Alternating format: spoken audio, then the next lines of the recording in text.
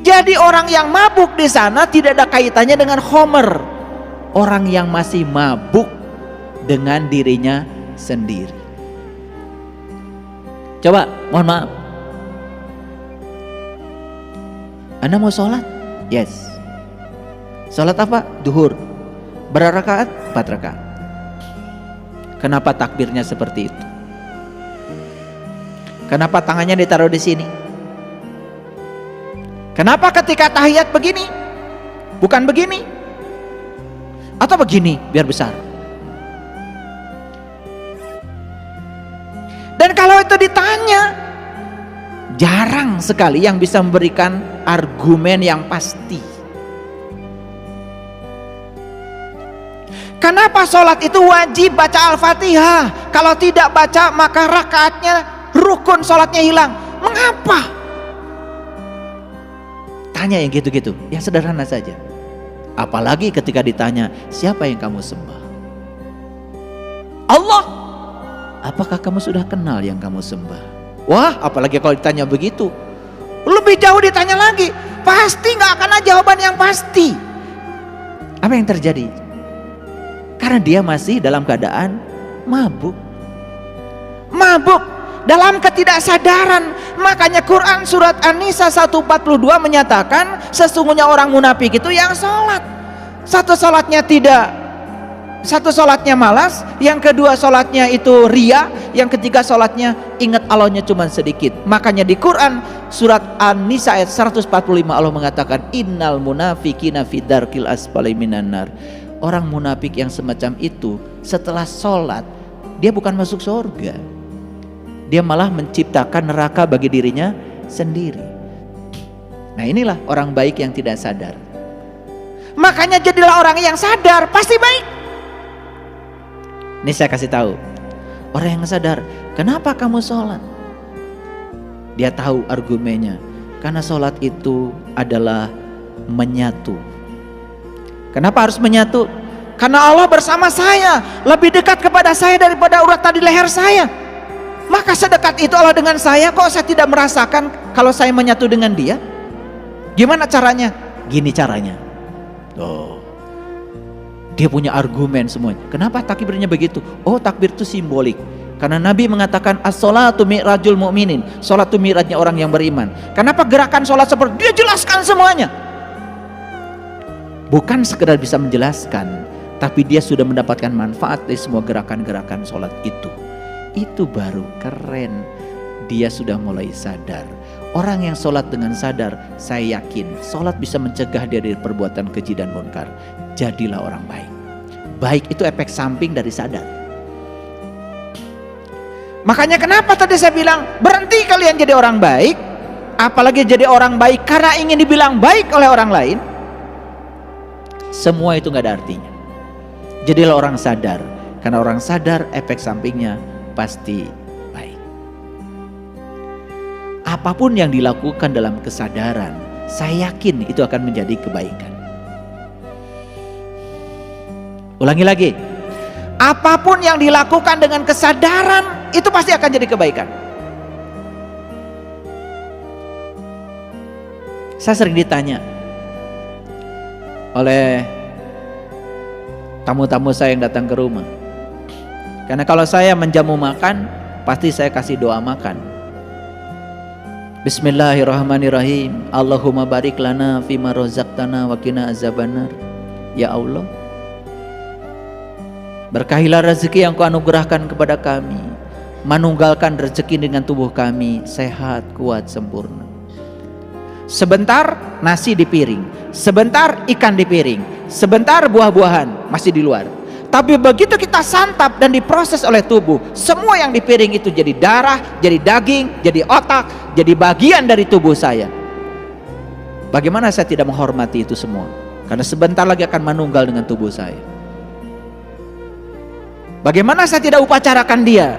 Karena sebentar lagi akan manunggal menjadi bagian dari tubuh saya. Waktu di luar masih nasi dalam piring, setelah dimakan dan disantap jadi darah, jadi daging, jadi semua organ tubuh saya. Hati-hati itu semua. Dari mana didapatnya? Dengan cara apa mendapatkannya? Saya doakan lagi untuk semua orang yang telah berjasa menghadirkan makanan ini kepada kami. Saya doakan semua mereka sejahtera lahir dan batin. Saya ingat semua orang-orang yang menghadirkan makanan itu. Saya tahu satu butir nasi itu ribuan orang yang terlibat berbuat baik untuk saya. Dan saya sadar di situ kalau saya berutang budi kepada mereka.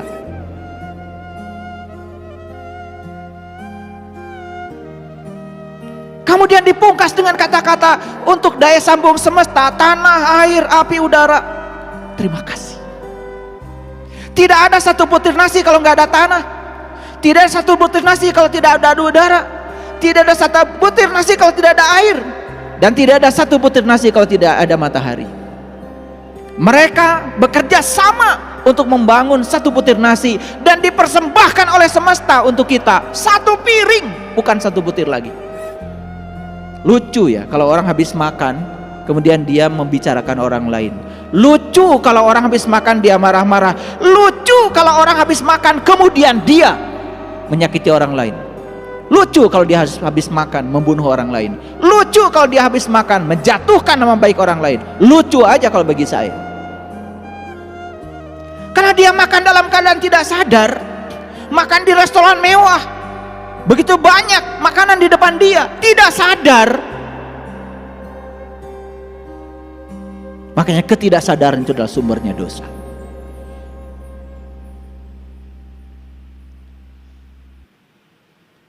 Saya kalau habis makan, apalagi saya tidak bisa makan banyak. Kenapa? Bukan tidak ingin, terlalu besar tanggung jawabnya. Terlalu besar utang budi yang harus saya kembalikan kepada mereka. Saya tidak tahu siapa yang nanam padi itu. Di sawah mana padi itu ditanam, saya tidak tahu. Oleh karena itu, karena saya tidak tahu cara saya mengembalikan kebaikan itu, setelah saya makan saya bertekad untuk mengembalikan seluruh energi ini menjadi kebaikan bagi semesta. Siapapun orang yang bertemu dengan saya tidak boleh berkurang kebahagiaan. Itu makan dengan kesadaran. Bagaimana mandi dengan kesadaran? Luar biasa. Sapa dulu air. Terima kasih air, hari ini kau masih datang. Terima kasih hari ini kau masih mengunjungi rumahku. Terima kasih air, betapa hebatnya engkau.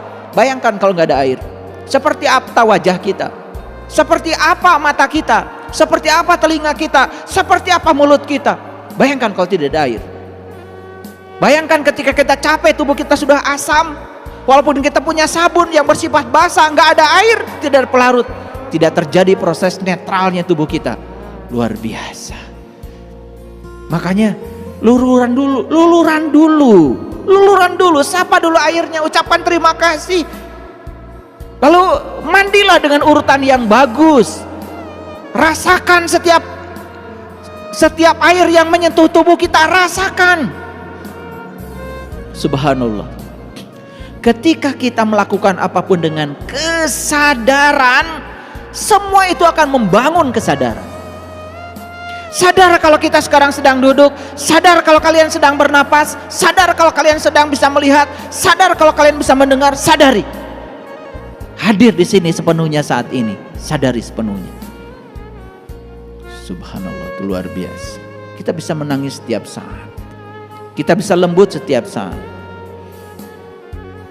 Tidak perlu marah lagi. Tidak perlu jengkel lagi.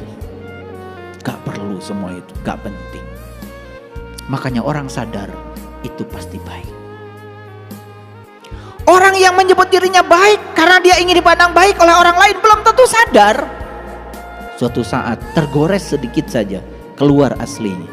Keluar binatang di balik tubuhnya.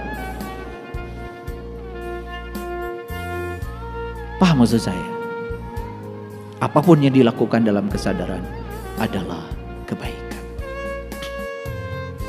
Yuk kita sadar setiap saat. Sadar kalau bisa duduk. Saya tanya mahasiswa saya, jurusan fisika, kenapa Anda bisa duduk? Itu pertanyaan seakan-akan pertanyaan konyol dari seorang dosen. Padahal ini fisika. Kenapa kita bisa duduk? Karena tinggal di bumi. Gaya gravitasi bumi ini besar dibandingkan gaya gravitasi di sana. Lihat orang di angkasa sana.